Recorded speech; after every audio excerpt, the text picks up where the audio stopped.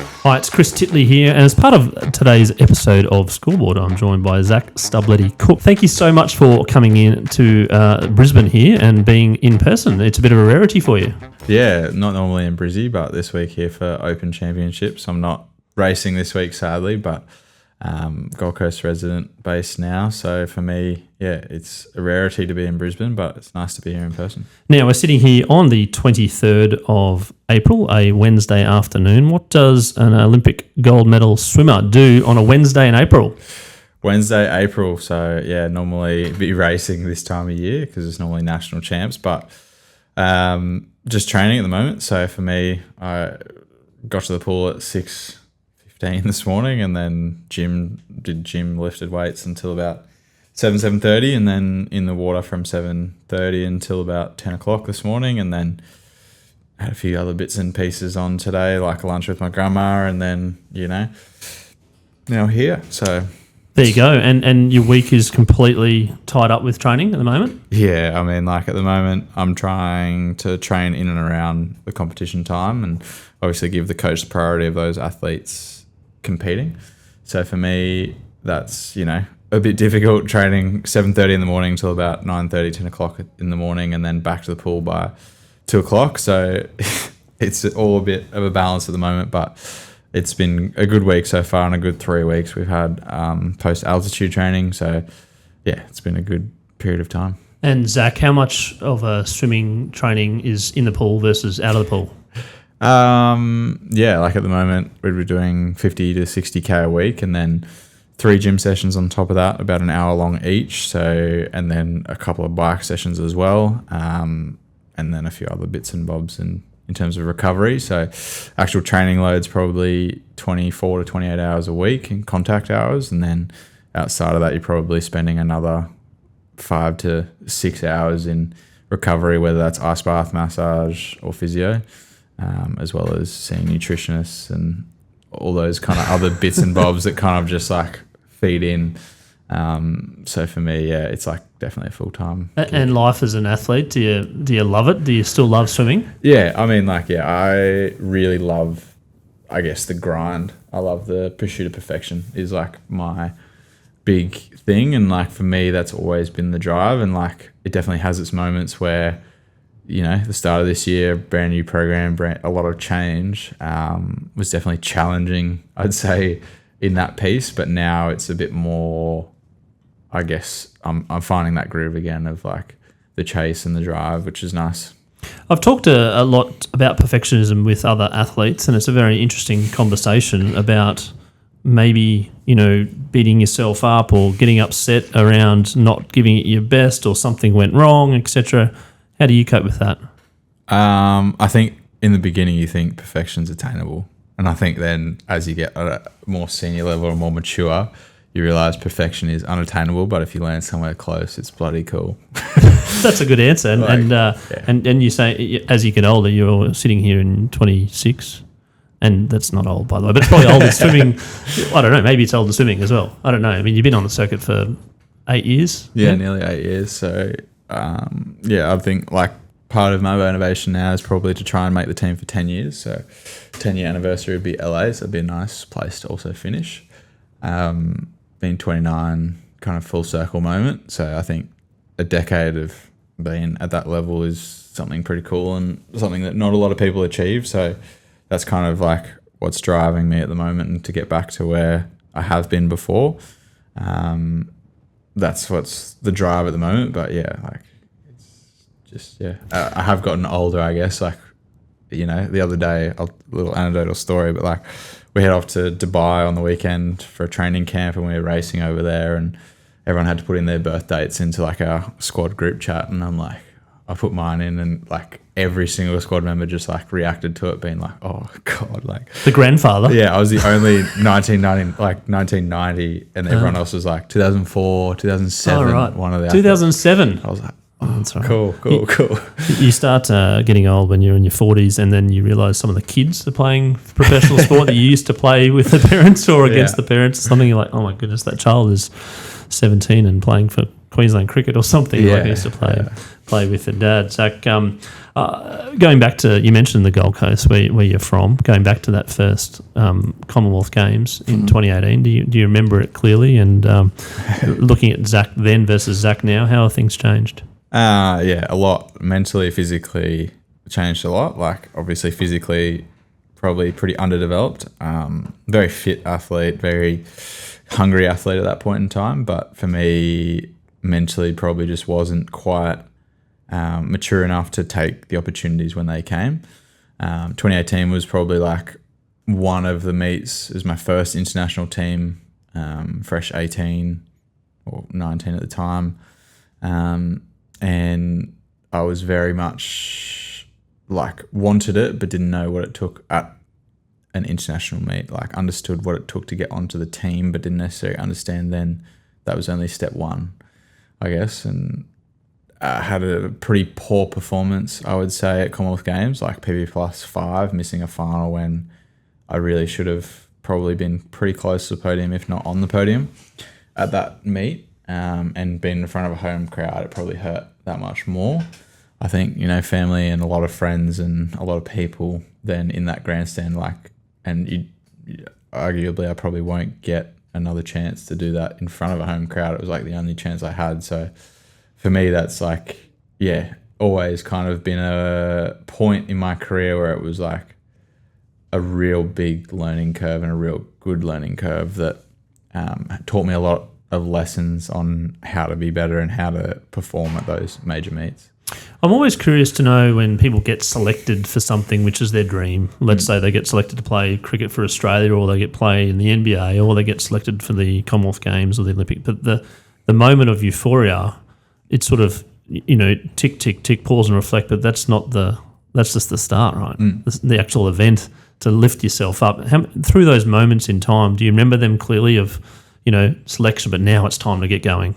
Yeah, to a degree. I think you're selected, obviously, at that time it was still 8 to 10 weeks before the games or before the major meet.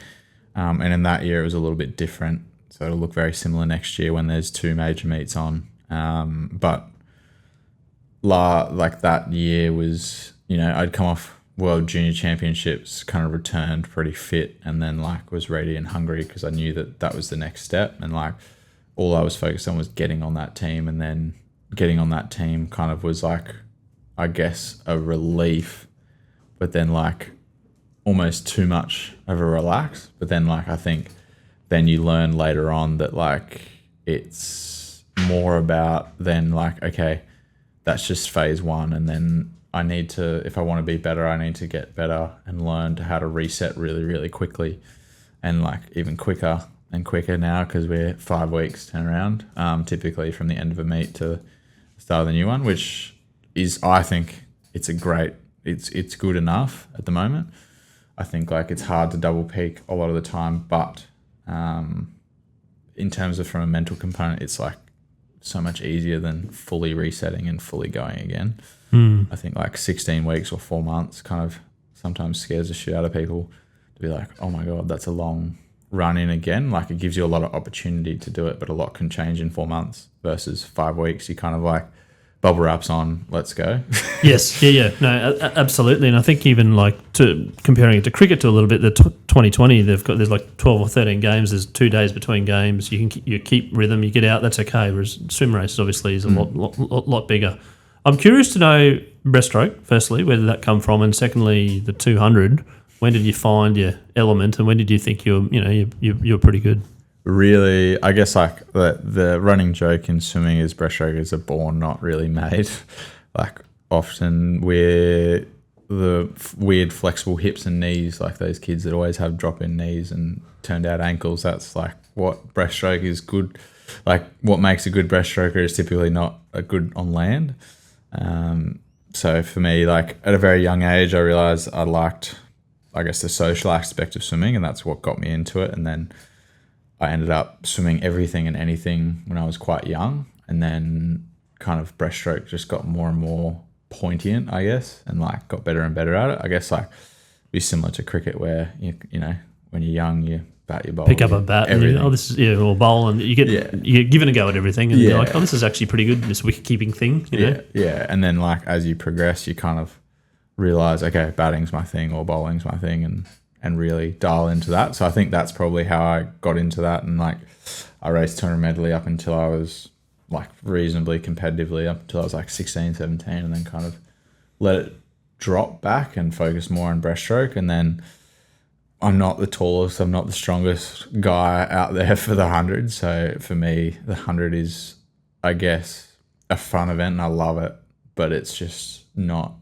what my physiology is suited to. My physiology is suited to 200, even probably a little bit longer.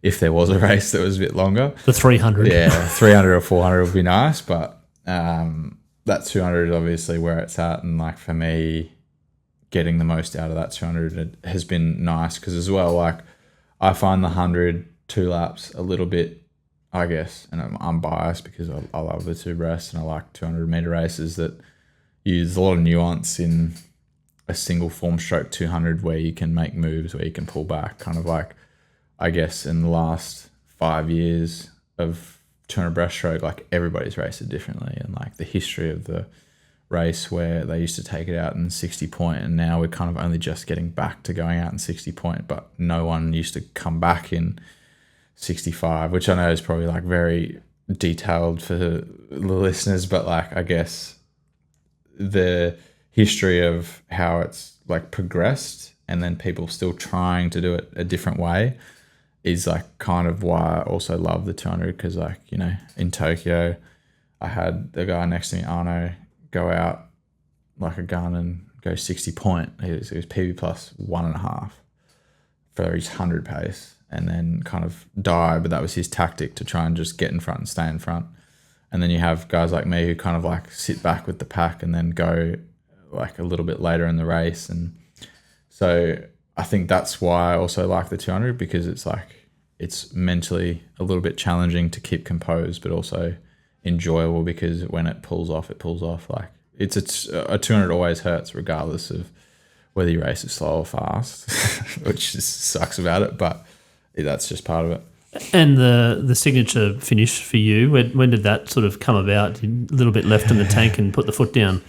I mean, like, I think... Put the foot down is when you're running, I suppose. What do you call it when you're swimming with 50 to go? I mean, similar. I think it's like just giving it everything you got in that last 50. For me, like, I think growing up, I think I did it, but like, I didn't realize I was doing that until like later on when someone handed me a A3 page of like, these are all the splits you've ever done, or like basically like your top 3 times from when you were 10 to when you were 23 at the time, every year from like, so, you know, a whole A and every split. And it was like, how long did this take you to work out? But I was like, okay, whatever.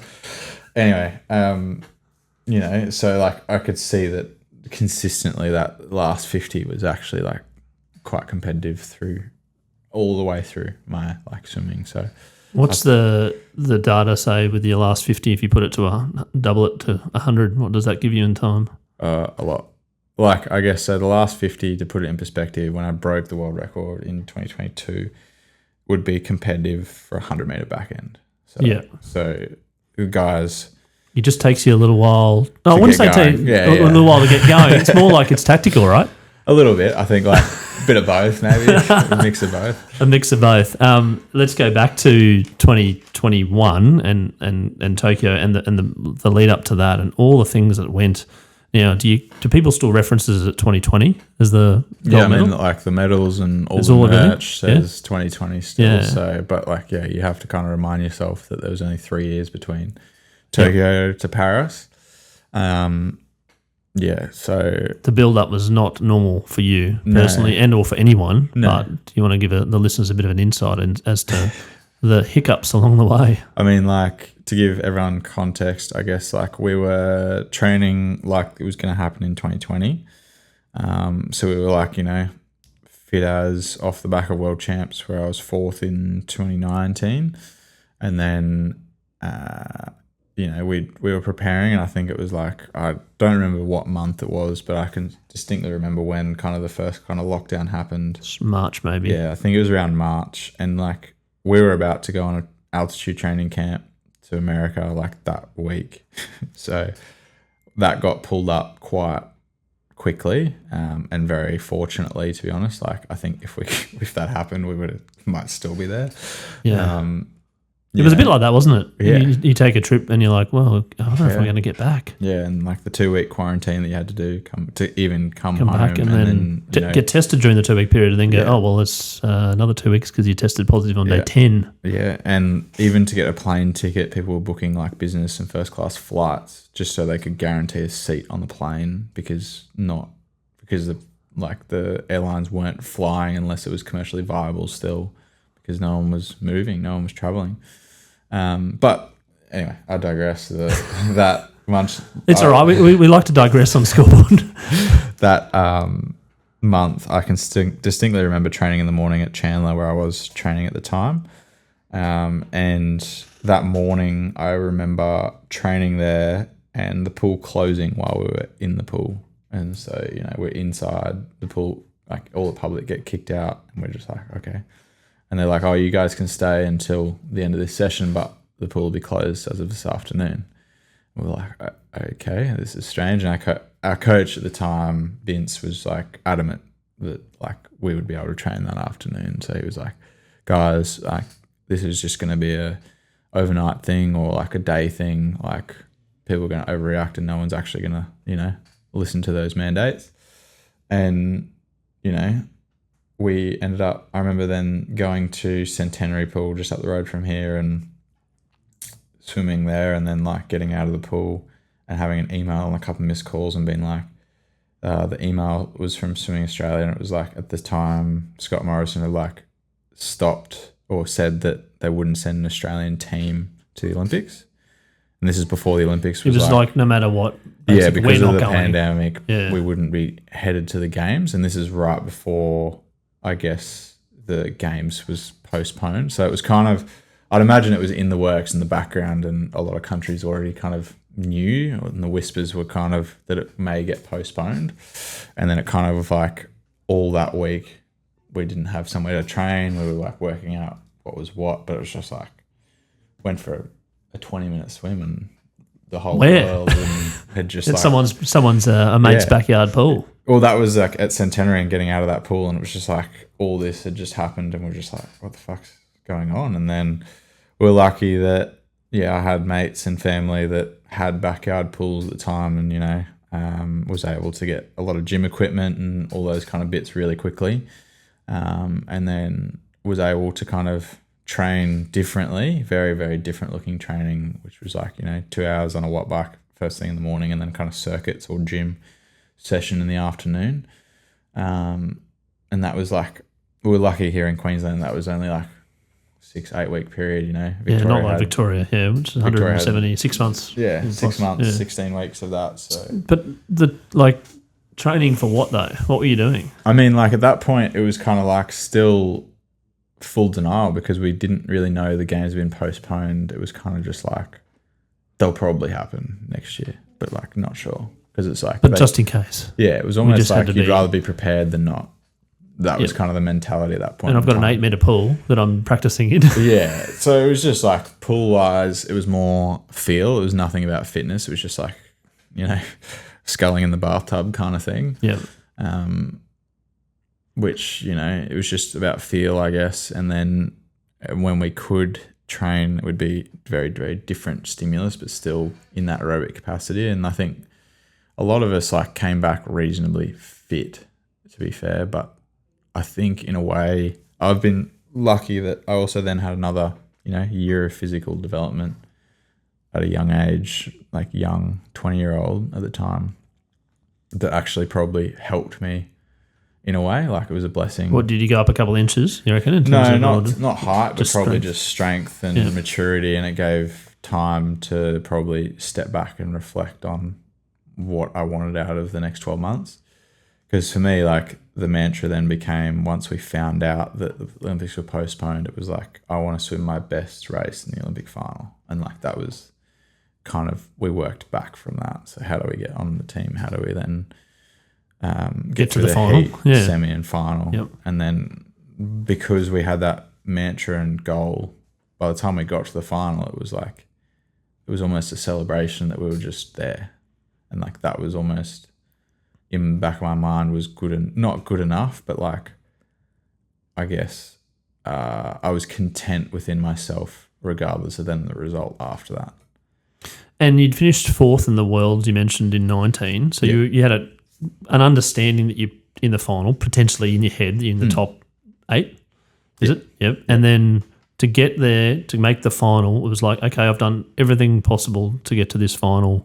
I've given, it's been a wild few years and I've given it, now I'm here, and you're getting on there, you're just going out there and you're going, right, let's give it everything and see what happens. Yeah, exactly. And you did. Yeah. And you won gold. Yeah. Yeah. And what was going through your head? Were you just, like, I remember seeing the footage when you touched the wall, you turned immediately left to see there was a couple of races close to you, but you didn't turn right. There's also a couple of races close to you. Did you know you'd won? Not until I like turned around and saw the scoreboard, and then it was like,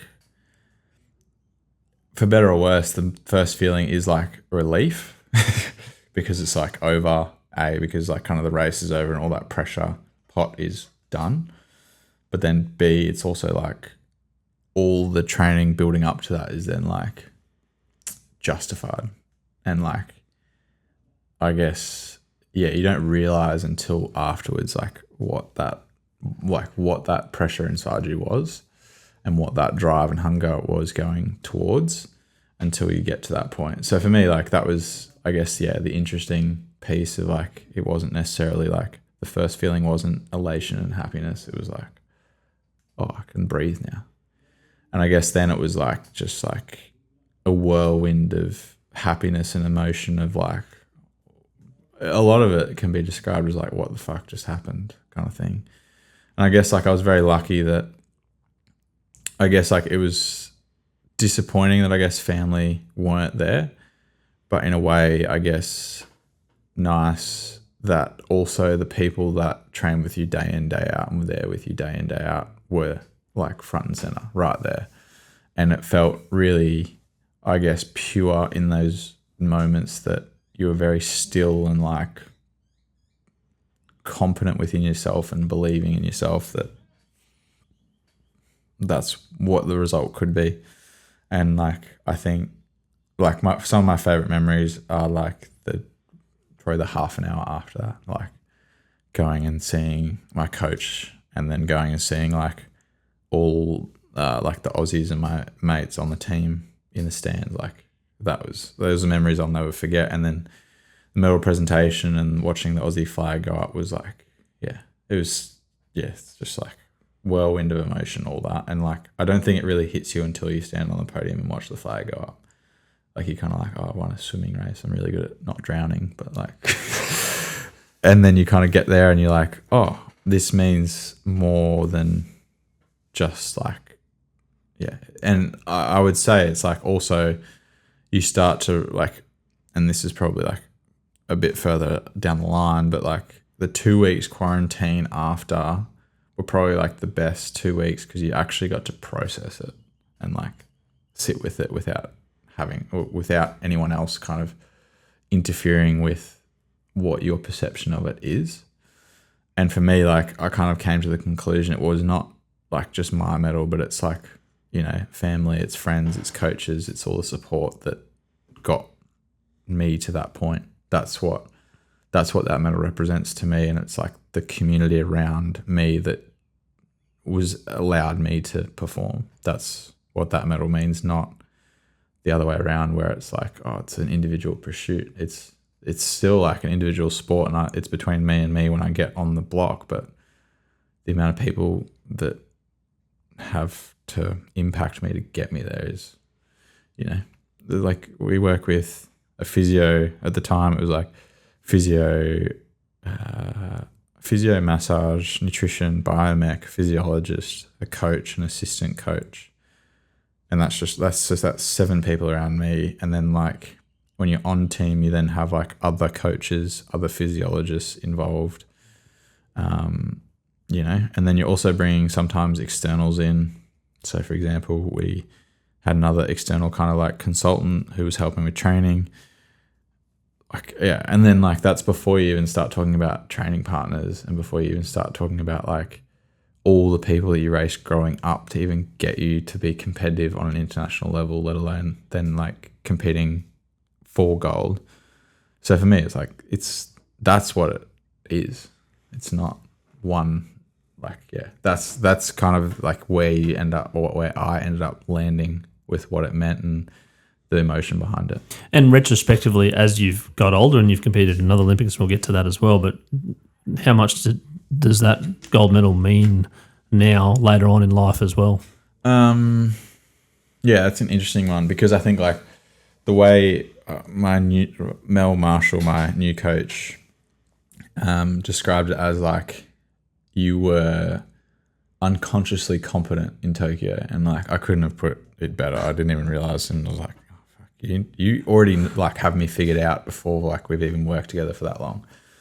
And then she's like, you then in Paris became consciously competent, but didn't know where and how. Like you became consciously competent, but then like that was overwhelming, and that became something.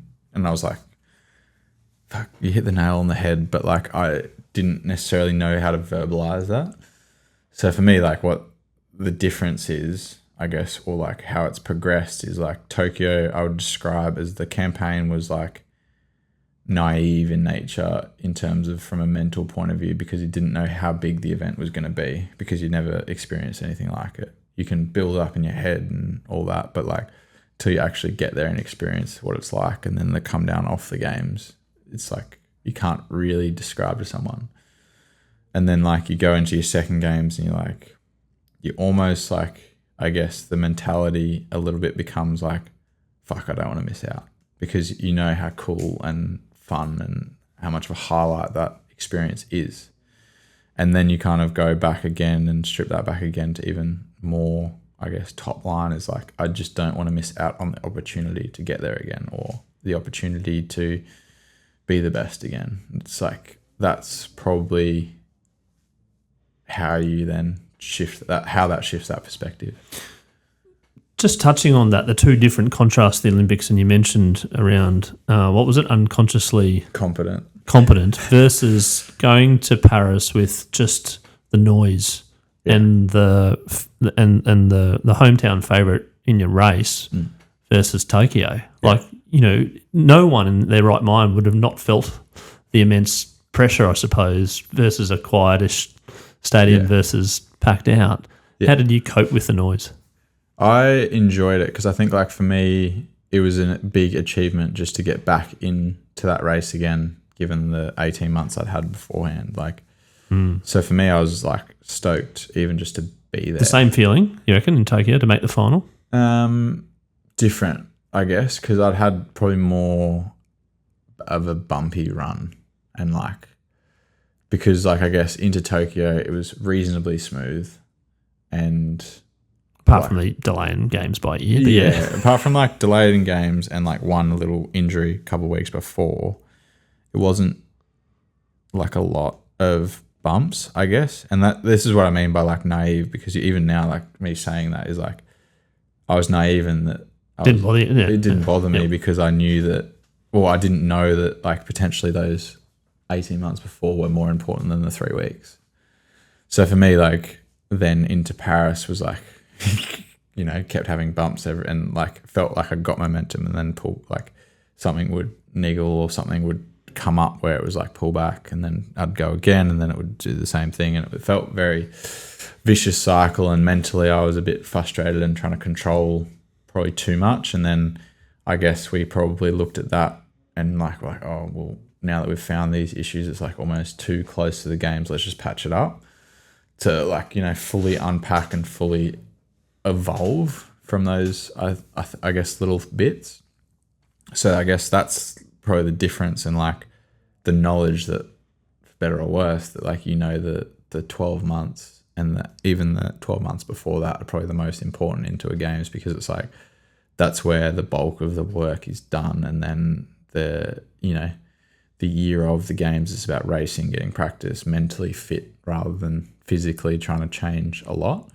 Because you can't change that much in the sport of swimming, especially when you're trying to be at that like very top level. You're not changing things dramatically. You're trying to look for a 0.1 or a 0.3 in, various aspects, and that might take 3 months to change.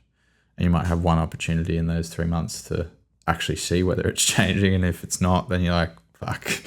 And then it just back to square one. Yeah, pretty much. So you're just like constantly, I guess, at that battle, and that's why. In between those two Olympics, you don't talk about perfectionism, but you did break the world record. Yeah.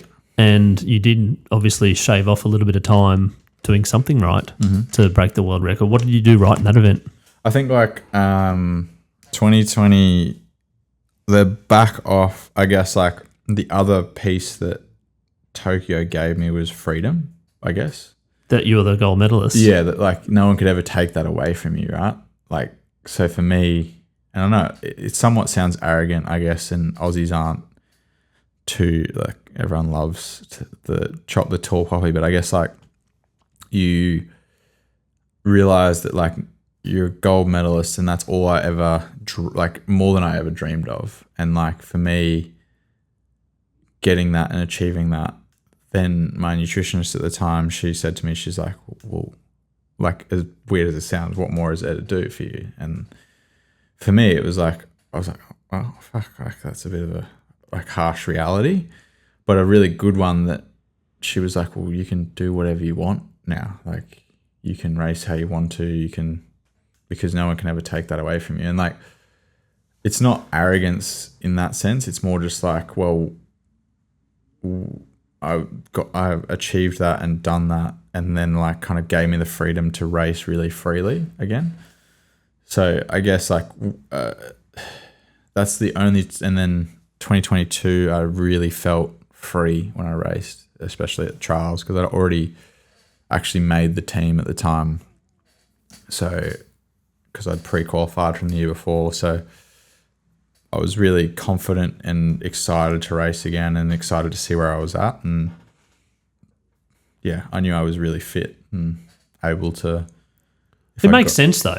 You've won the gold medal at the Olympics, and you're the world champion, and you're like, well, okay, what next? Yeah. Oh, well, I'll just go out and swim. Yeah. And you just did. You swam at the Nationals that you broke the world record. Trials, yeah. So 5 weeks before World Championships. So if I'd done it 5 weeks later, I'd be, 70 grand richer. But right. Yeah, I know. It's that's the harsh reality. I remember being asked that question in a press conference. I was like, are you going to give me the money? Why would you even ask that? And the difference between 205.95 and 206, whatever the race one, was 70 grand. Yeah. 70. Yeah. So, yeah. So for me, I guess the training at that point in time was I was enjoying it, enjoying swimming, enjoying where I was at in the pool. And that 12 months, it was 12 months to the day to when I won Commonwealth gold. So from Tokyo. From Tokyo, yeah. So the games are just intertwining. It's kind of 21, 22, 20. Yeah, that 12 24. months was the craziest 12 months of my life. And I was the first male since Thorpe or Hackey. I can't remember which. I think it's Thorpe. I think it's Hackey, sorry, to hold a world record, Olympic gold, world championship, and Commonwealth gold in the same event at the same time. And I was did it in 12 months, and he did it in 2 years. So for me, that was a pretty cool achievement to go come full circle, because the hardest one for me was actually Commonwealth Games, because of such the poor experience 4 years before that, the 2018, to be I was probably the most nervous I was that whole year, to be holy shit. We're back here 4 years later, but in a different country in Manchester. Yeah, different country, different point in time. And I was I wanted that one a lot more than any others. And I was lucky that I was fit enough and, in a really good way physically, that I was able to get that done, but only by the skin of my teeth, that one. So I'm curious to know, so you've won the gold medal, you've then broken the world record, that you've then won the Commonwealth Games, and as you mentioned, they're probably the only person that's held 3 within a 12-month period. At the start of this podcast, you talked about 10 years in the sport. at that stage, what else is there to achieve?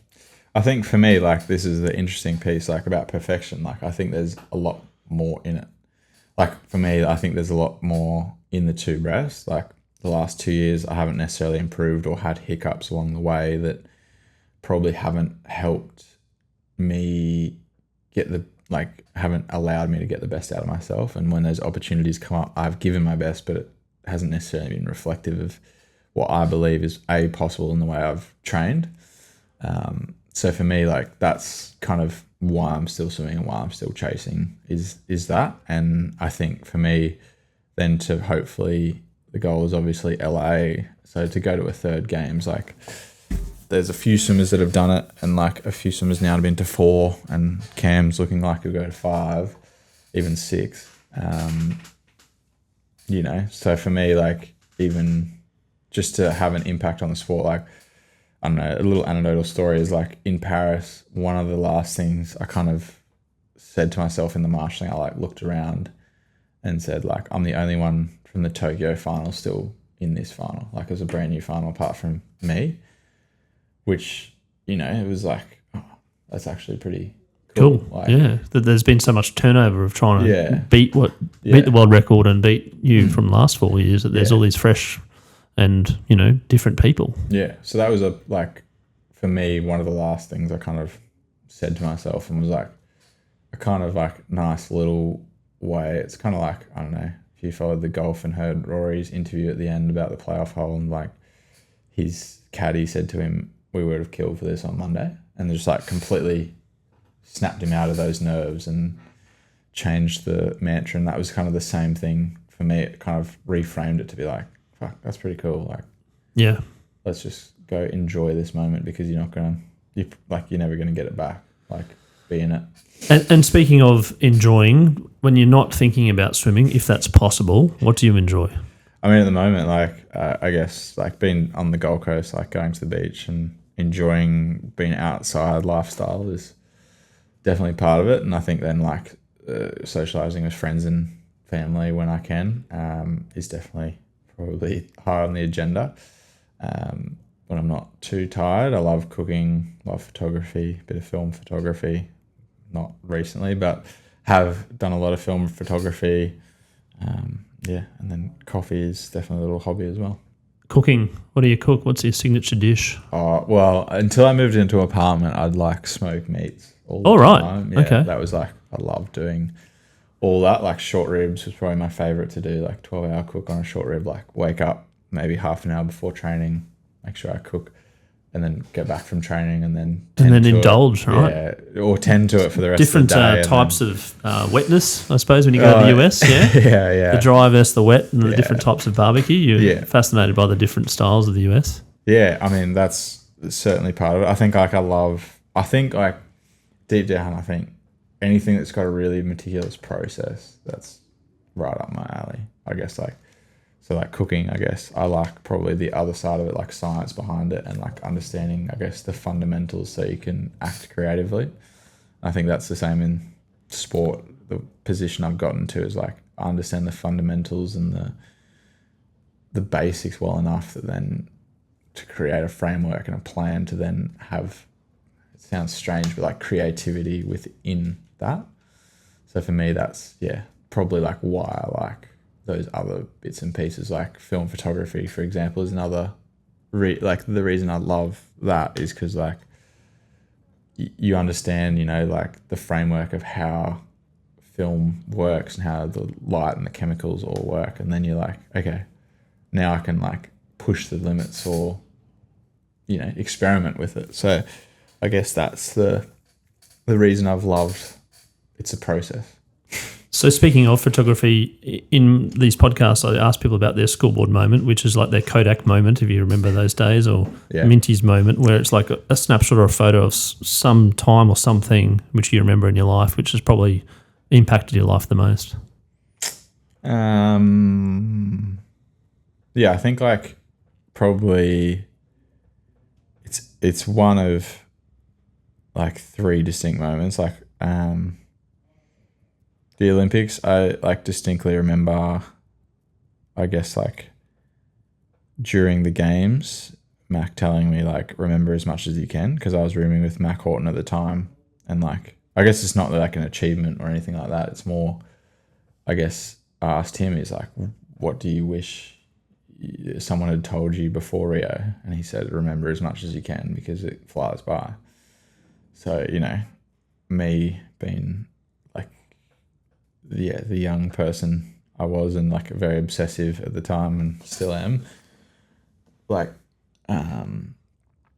I then like purchased a little Fujifilm like printer, and then like every day I'd take photos, whether it was on my digital or phone, or someone else would take photos and get them off them, and then I'd literally print them out, stick them in a book, and like, I guess I'd then journal about that moment in time. And like for me it was really cool because it was like gave me a cool kind of, now it's like a book of That's memories. awesome. Yeah. How good's that? Yeah, like don't frequent it very often, to be fair. Like I've shown a few people and they're like, fucking hell. And then like the last few pages are like the beginning of quarantine, and then like kind of just goes like blank. It's like some of those moments I didn't necessarily like, the picture tells like 1,000 words. It's not like I couldn't put into words kind of the things that happened. So yeah.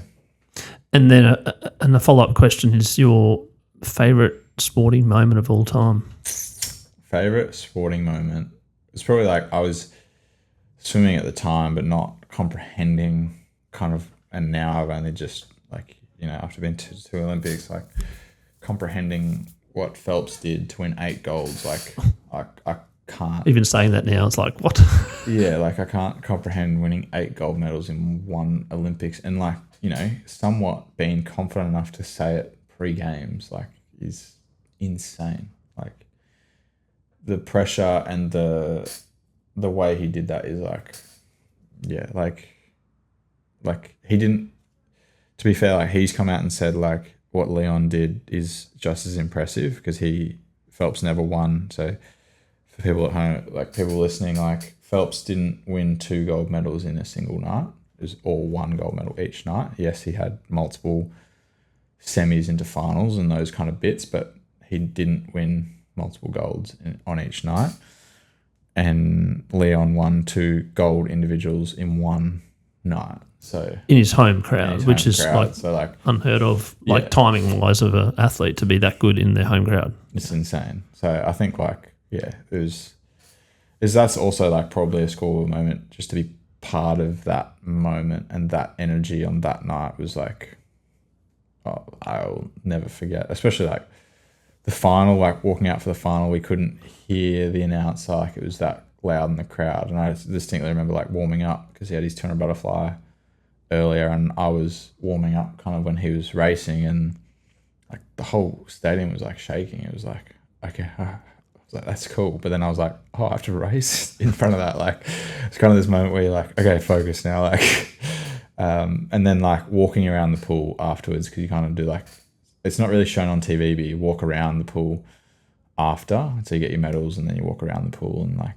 that whole experience with anyone French, but Leon especially, like was insane. And then that same night, Pan broke the 100-meter world record. So it was a crazy night of swimming in general, and like, yeah, it was an awesome night. Advice for young swimmers, the young Zac, who's 15. Like, enjoy it. I think like I've been very lucky that I've enjoyed a lot of it. Obviously there's some shit moments and there's some crappy lows, but I think like I said it to someone yesterday, like it's not linear. The journey's not linear, and that's what makes it, as cliche as it sounds, that's what makes it like you don't appreciate the good moments without the lows, and vice versa. So, you know, understand it's not linear, understand that it's like it is a process, but enjoy that process and somewhat enjoy the mundane, but also when an opportunity presents itself, take it and run with it. Zac Stubblety-Cook, thank you so much for being part of Scoreboard today and giving the listeners a bit of an insight into your life, your journey through the multiple different swimming events, as well as in the pool and outside of the pool, and looking forward to following your progress coming up this year and the path to LA. Thank you. Thanks for having me.